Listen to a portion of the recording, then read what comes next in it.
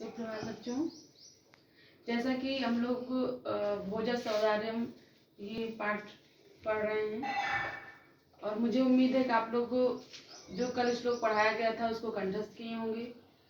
ये आपके परीक्षा में हिंदी अनुवाद के लिए आएगा। तो आज हम इसी क्रम में अगला श्लोक पढ़ाएंगे।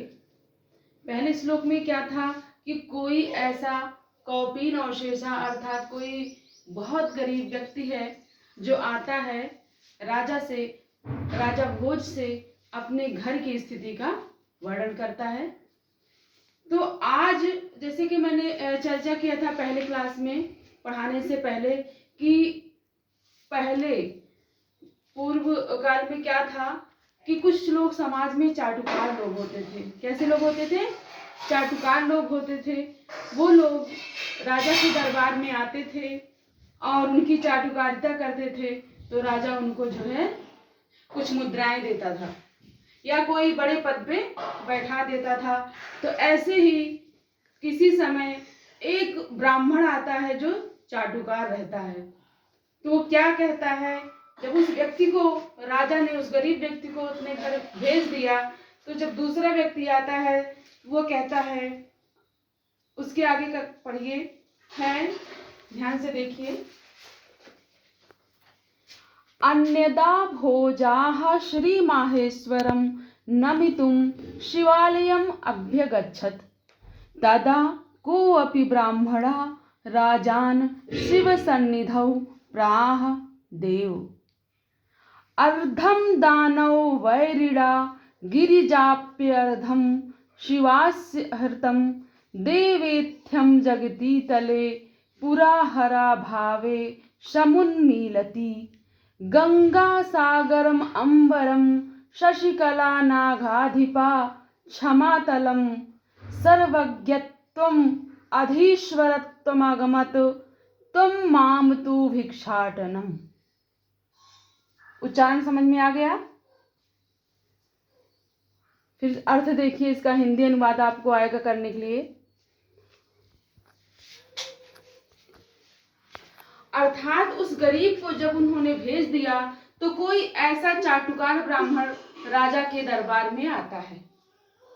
तो वो क्या कहता है, कैसे राजा की चाटुकारिता करता है, इसका पहले एक बार हम लोग उच्चारण के साथ आपको बताएंगे, फिर सामान्य एक बार ऐसे ही मत बताएंगे ताकि आप लोगों को समझने में आसानी हो।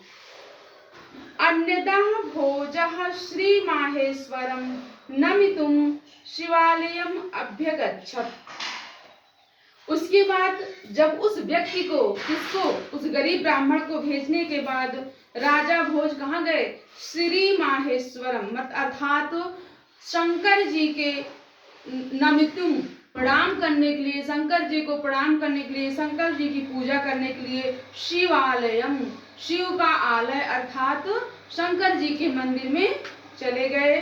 फिर क्या होता है? तदा को अपि ब्राह्मणः राजान शिव सन्निधौ प्राह देव। तब को अपि माने कोई भी ब्राह्मण राजान शिव सन्निधौ राजा के समीप आया। प्राह माने कहा, हे देव। राजा से कहता, हे देव। देखिए क्या कहता है, अर्धम दानव वैरिडा। ध्यान से देखिए, आधा शिव का वर्णन हो रहा है। कहता है कि हे देव, अर्धम दानव वैरिडा, शिव का जो आधा शरीर है दानव वैरिडा। दानव के वैरी कौन है? दानव का शत्रु किसको कहा जाता है? इंद्र को कहा जाता है। तो कह रहे हैं कि अर्धम दानव वैरिडा अर्थात शिव के शरीर को आधा दानव वैरी, दानव के जो वैरी हैं अर्थात इंद्र ने ले लिया। उसके बाद आधा कौन लिया? गिरिजाप्य अर्धम शिवास्य हृतम, और आधा शरीर गिरिजा ने। गिरिजा किसको कहा जाता है? गिरिजा, गिरि की जो पुत्री थी अर्थात पार्वती, आधा गिरिजा ने अर्थात पार्वती ने ले लिया। उसके बाद फिर से देखिए, देवेत्थम जगति तले पूरा हरा भाव समुन्मीलति।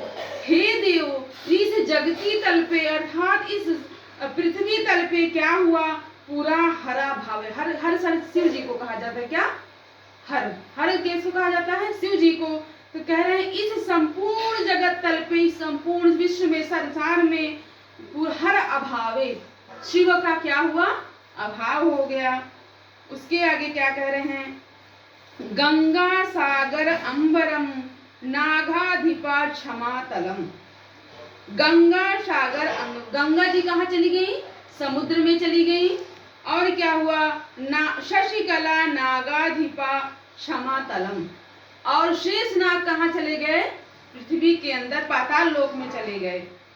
उसके बाद कह रहे हैं सर्वज्ञत्वम अधीसरत्वगमत त्वाम माम तू भिक्षाटनम।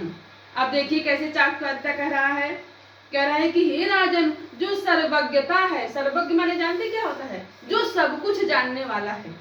क्या है, सर्वज्ञता, अर्थात आप में सर्वज्ञता चली आई है। कहता है हे राजन, जो सर्वज्ञता है, अर्थात आप तो सर्वज्ञ हैं, और अधीश्वरता, अधीश्वर माने जो शासक करने की क्षमता होती है, कुशल प्रशासक की क्षमता जो है आप में चली आई है, सर्वज्ञता आप में चली आई है, सब कुछ जानने वाले आप हैं, आप ही एकमात्र शासक हैं। त्वाम माम मतलब तुम्हारे में चली आई है, माम तू भिक्षाटनम, और अपने आप को इतना नीचा दिखा रहा है कि मैं तो ऐसा हूँ कि जो भिक्षा मांगता मांगता फिरता है, ऐसी भिक्षा मांगने की जो शक्ति है वो मुझ में आ गई है। मतलब राजा को इतना ऊंचा दिखा रहा है कि आप सर्वज्ञ हो, आप अधीश्वर हो, आप भगवान के समान हो, लेकिन मैं कैसा हूँ, एक भिक्षा मांगने वाला भिखारी जैसा।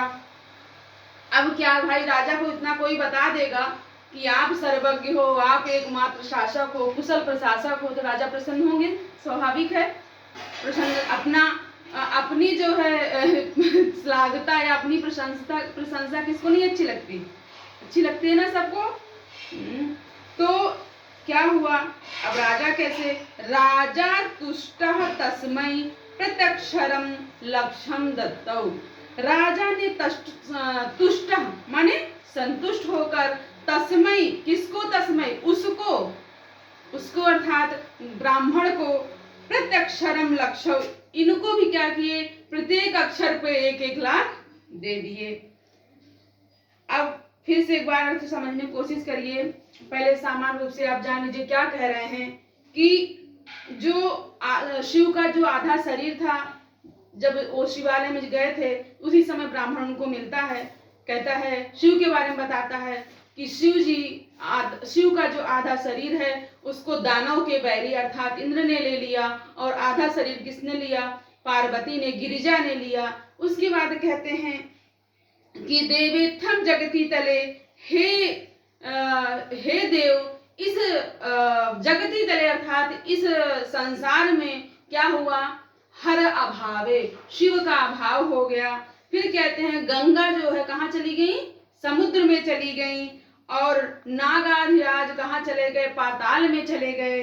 सर्वज्ञतम, और सर्वज्ञता अर्थात सब कुछ जानने वाले एकमात्र आप हैं, इस दुनिया में आपसे ज्यादा कोई कुछ नहीं जानता है। अधीश्वरता अर्थात आप एकमात्र कुशल प्रशासक हैं, आपसे अच्छा कोई प्रशासक नहीं इस संसार में।